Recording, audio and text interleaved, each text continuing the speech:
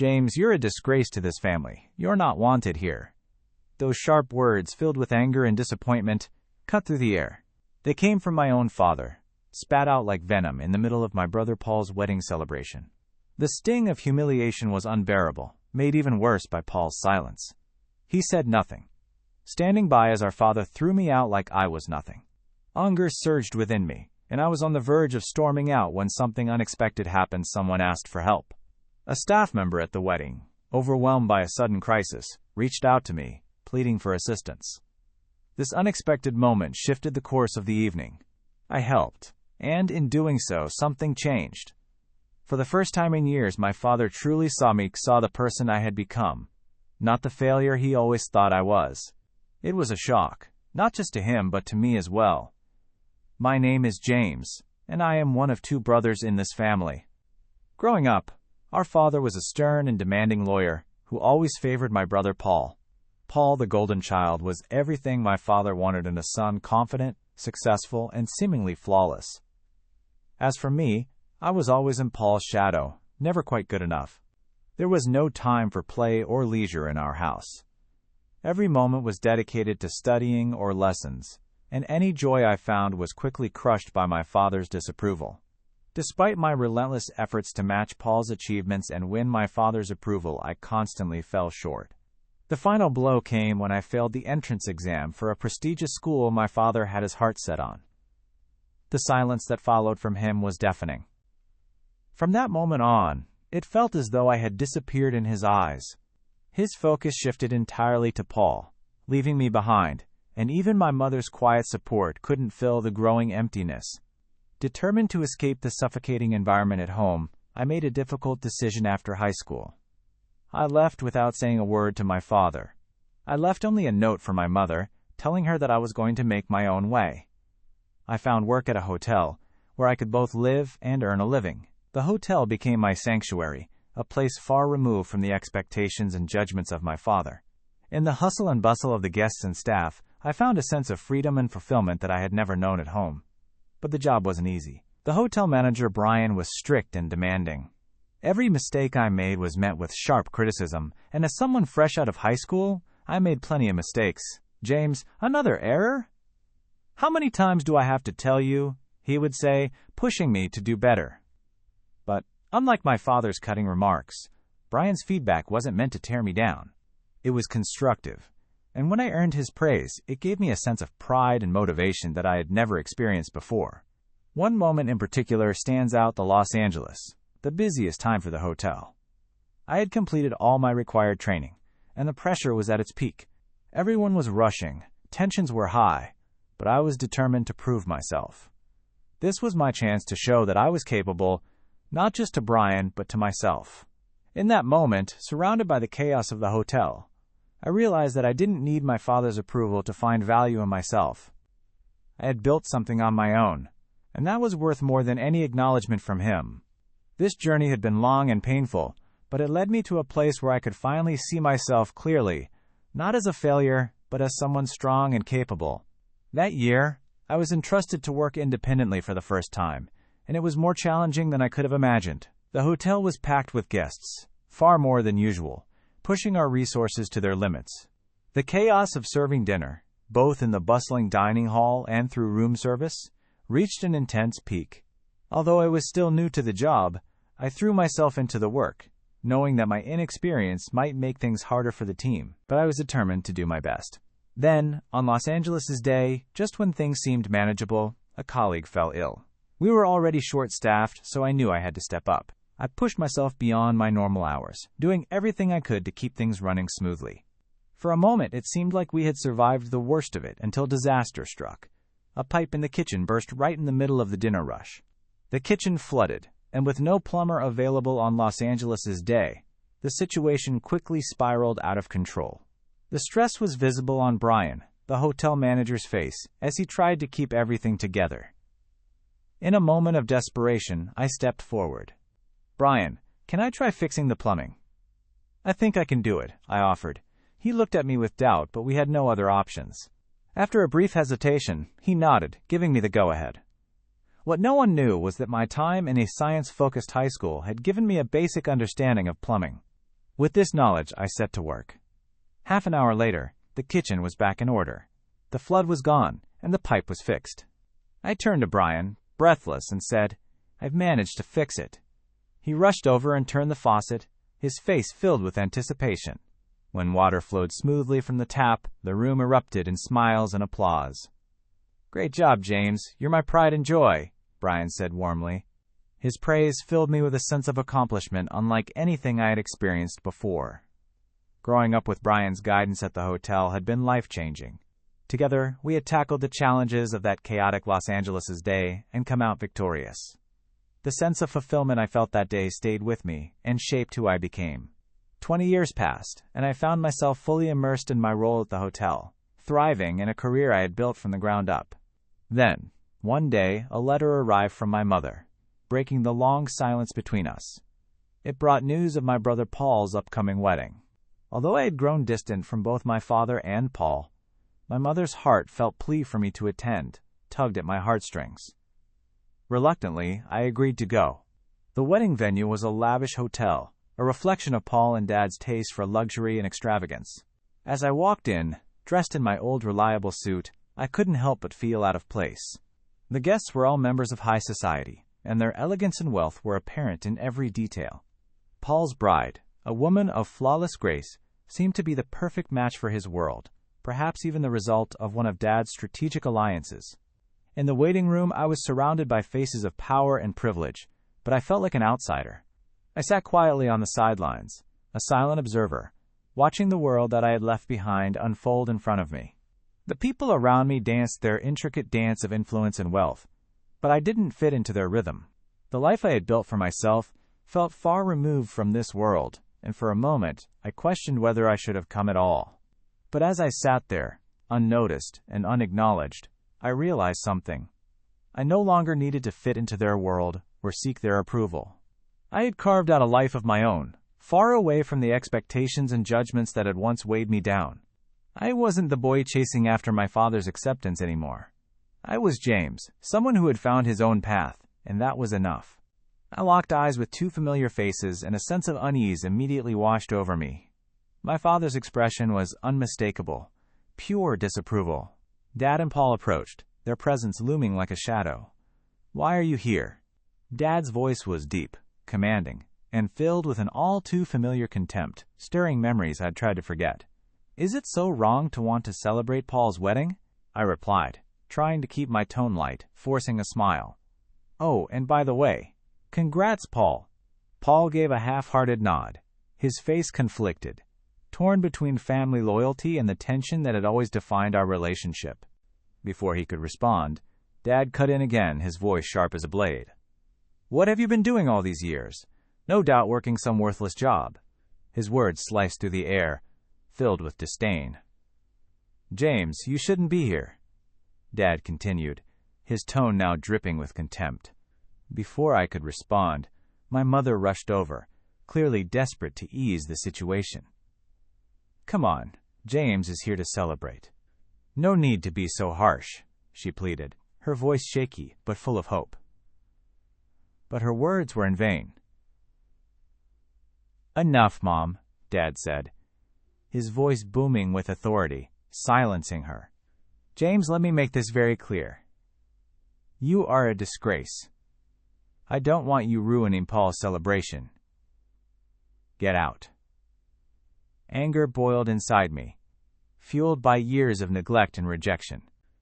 I hadn't even wanted to come to this wedding, and now, here I was humiliated in front of everyone. "Fine, I'm leaving," I declared, my voice steady with resolve as I turned to leave. Just as I was about to walk out, a voice stopped me in my tracks. A wedding staff member hurried over. Urgency, written all over their face. "Excuse me," they said, slightly out of breath. "We have a problem." An unexpected guest showed up, and were short on seats and food. I turned back, seeing the tension in the room. Everyone was looking worried: Olivia, the wedding planner, the in-laws, and even my father. They were all scrambling for a solution. For a moment, I hesitated. Part of me wanted to walk out and leave them to their mess. After all, wasn't this the perfect opportunity to turn my back on the people who had turned their backs on me? But then, memories of the past began to surface. Despite everything, I remembered the times when Paul and I were kids. There were moments rare, but real, when he would find time for me. When we would play together during study breaks. Even when Dad's strict rules weighed on us both. Those memories softened my resolve, reminding me that, at least once upon a time, we were brothers, not just rivals. If I walked away now, I'd be no better than the man my father always accused me of being. With a sigh of determination, I turned back to the wedding staff. "Take me to Olivia," I said, my voice firmer now. The staff member's tense expression softened, relieved. I followed them back into the waiting room, reclaiming the space from which I had been so recently expelled. In the center of the room, Olivia, my father, and the bride's father stood with anxious faces, their concerns growing with every passing minute. As I approached, Olivia looked up, surprised but grateful to see me. "James, thank goodness. We really need help," she admitted, explaining the situation with the guest list and the seating arrangements. I took a deep breath, assessing the chaos. Despite everything that had happened, despite Dad's words and Paul's silence, I knew what I had to do. "All right, let's get to work," I said, stepping forward to take control of the situation. For the rest of the evening, I worked alongside Olivia and the other staff, making sure everything went smoothly. As the dinner unfolded without further issues, I couldn't help but notice the subtle glances from Dad and Paul. They didn't say a word, but their silence now felt different, almost as if, for once, they were seeing me in a new light. When the night finally came to an end, I stood at the edge of the reception, watching the happy couple share their first dance. I wasn't part of their world, but for the first time, I didn't feel like an outsider.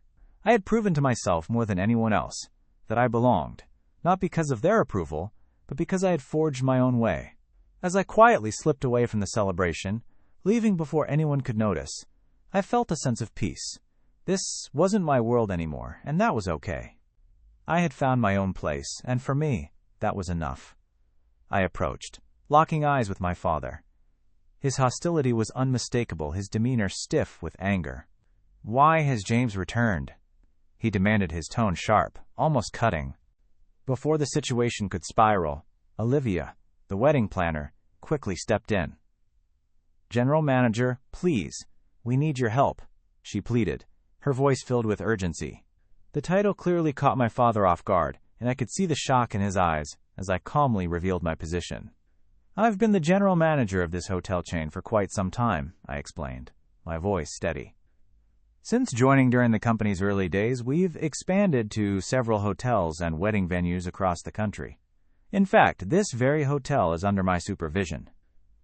"I think I can handle this," I added confidently, dismissing Dad's looming protests with a wave of my hand. "Dad, I'm busy right now. We'll talk later." Without waiting for a response, I turned to Olivia, determined to get things back on track. "Relax, Olivia. Get the seating sorted, and I'll handle the food situation," I directed, watching the tension ease from her face. "Understood," she replied, her relief palpable. "I'll leave the food to you, and take care of everything else." She hurried off to carry out the plan while I stepped out of the room, knowing all eyes were still on me. I headed straight to the kitchen, where my good friend, Chef Brandon, was busy with the day's preparations. "Hey, you," I called out as I spotted him. "James, what brings you here?" he asked, curious. "I'm actually a guest today," I explained, shaking my head with a chuckle. "It's my brother's wedding, but we've run into a little problem. We're one meal short. Think you can help us out?" Brandon grinned. "Of course. I'll whip something up. Don't worry about it. Thanks so much." "I owe you one maybe dinner next time," I said, relieved. "Looking forward to it," he replied with a wink, already moving to prepare the missing meal. After tying up a few loose ends, I made my way back to the waiting room. Most of the guests had already moved to the ceremony area, leaving only my parents and the bride's family behind. I approached them and announced, "The issue is resolved and extra meal is on its way." Relief washed over my mom's face, and the bride's parents smiled gratefully. Even my father, though still conflicted, seemed to be holding back his usual sharp criticism. His pride was clear, though his words were much softer this time. "James, thank you. Because of you, the celebration can go on without a hitch," he said, his gratitude genuine. "All in a day's work as a general manager," I replied with a small smile, feeling a quiet sense of victory as I led them to the ceremony hall. As the lights dimmed and the bride and groom made their grand entrance, I couldn't help but be captivated by their radiance. The ceremony unfolded smoothly, every detail falling into place as if the earlier chaos had never happened. When it was finally time for the meal, I made sure everything was in order, ensuring each guest was served without issue. Only then did I allow myself a quiet sigh of relief, knowing that the day had turned out well. After the ceremony, I found myself in warm conversations with both families. They expressed their heartfelt gratitude, especially the bride's family, who thanked me over and over for stepping in when things seemed to be falling apart. In that moment, as I shared smiles and gratitude with those around me, I remembered why I loved my job. It wasn't just about managing a hotel or overseeing events. It was about being able to make a difference when it mattered most. As they expressed their gratitude, I couldn't help but feel a warm glow in my heart. "James, thank you so much. We had the best day ever. All because of you," they said, their appreciation sincere and heartfelt. "No worries. I'm just glad I could help." "Wishing you both all the happiness in the world," I replied with a smile, feeling proud of how the day had turned out. Turning to face my parents and Paul, I was greeted by my mom's beaming expression. "James, you did wonderfully." "Thank you." She praised, her voice full of pride. Paul stepped forward next. He was the first to apologize, his words genuine, as he thanked me for stepping in. I couldn't help but smile. "As long as I could help, it's all good," I reassured him, my earlier resentment softening. Finally, I turned to my dad. He stayed silent, his emotions harder to read, but there was something in his eyes, a quiet acknowledgement. Though he said nothing, I could feel that, in his own way, he was grateful. There was a sense of closure in that moment, a realization that despite our differences, we could still find some common ground. Just then, my phone buzzed, signaling more work waiting for me at another hotel in the next town. I glanced at the message inside, not with frustration, but with a sense of purpose. "Looks like I've got more work to do. But hey, I enjoy it, so no complaints," I said with a grin. "All right, I'm off. You two take care." As I left, I couldn't shake the feeling that this might be the last time I'd see Paul or Dad for a while, perhaps even for good. The thought lingered, but I didn't look back. I had work to do, and that's where I focused my attention. 5 days after Paul's wedding, I finally had a rare day off. Reclining on my sofa with a steaming cup of coffee, I was enjoying a moment of peace. That tranquility was soon interrupted by the chime of the doorbell. Curious about who it could be, I made my way to the door and was surprised to see Paul standing there. "Paul, what brings you here?" I asked, surprised by his unexpected visit. "Sorry, I got your address from Mom." "I wanted to talk to you," Paul explained, his tone cautious. I welcomed him inside, not worrying too much about the state of my home. After all, it was just Paul. As I poured him a cup of coffee, he took a slow sip and commented, "Thank you, smells good." He tried to smile, but I could sense there was more on his mind. As we sat down to talk, Paul's demeanor shifted. His gaze became more intense, and I could tell he had something important to say. After a brief pause, he broke the silence. "I'm really sorry for everything," he said, his voice softer than I'd ever heard it. At first, I was taken aback. Paul rarely apologized for anything, and hearing him speak like this left me puzzled. "Hey, it's all right, Paul," I reassured him, trying to ease the tension. But it was clear he had more to say. Paul continued, opening up in a way I had never expected. "You might think I'm the older brother who has it all together, but the truth is, I envy you, James." His words struck me like a bolt of lightning, completely catching me off guard. A heavy silence filled the room as his confession hung in the air. For a moment, I was speechless.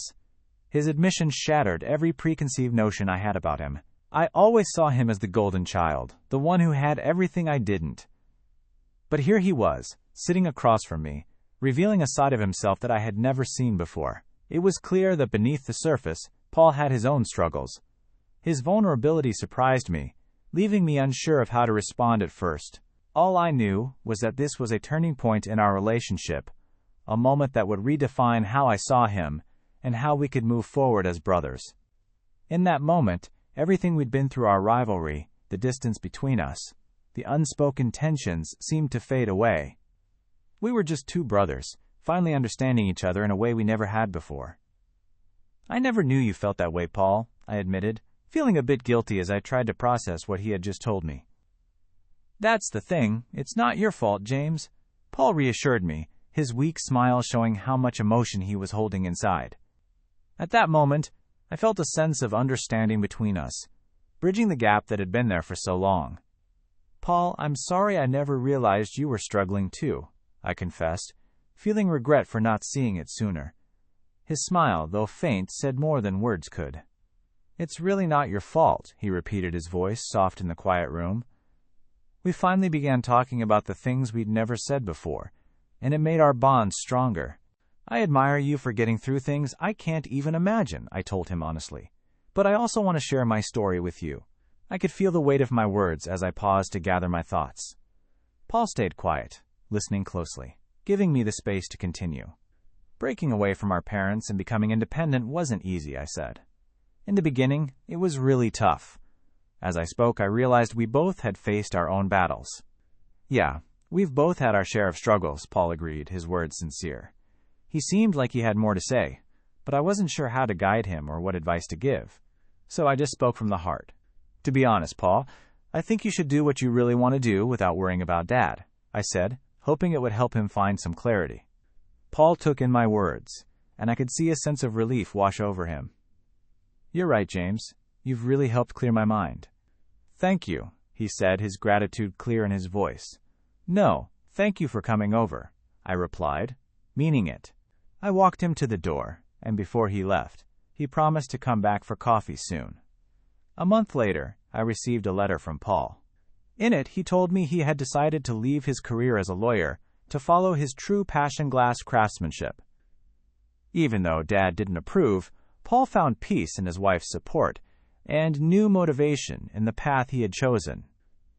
As I thought about Paul's journey and how our family had changed, I couldn't help but feel proud of the bond we had rebuilt. Lost in my thoughts, I was snapped back to reality by the sound of my phone alarm, signaling the start of another day and the job I had chosen and embraced.